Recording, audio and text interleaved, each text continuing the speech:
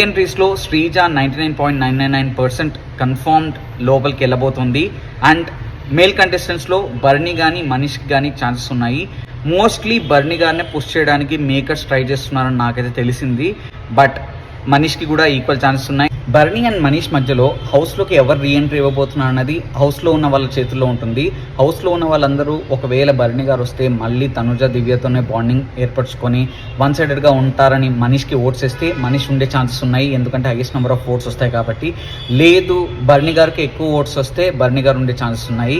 కానీ భయ్య మన పైత్యం కానీ బిగ్ బాస్ తెలుగు వాళ్ళు ఎవరిని పంపించాలంటే వాళ్ళనే పంపిస్తారు. ఎందుకంటే దివ్యనికితాకి అందరికంటే లీస్ట్ నెంబర్ ఆఫ్ ఓట్స్ వచ్చాయి. కానీ బిగ్ బాస్ ఏమన్నాడు, ఇది చదరంగం కాదు రణరంగం, నేను ఎవరిని పంపించాలనుకుంటే వాళ్ళనే పంపిస్తానని దివ్యనికితాన్ని పంపించాడు.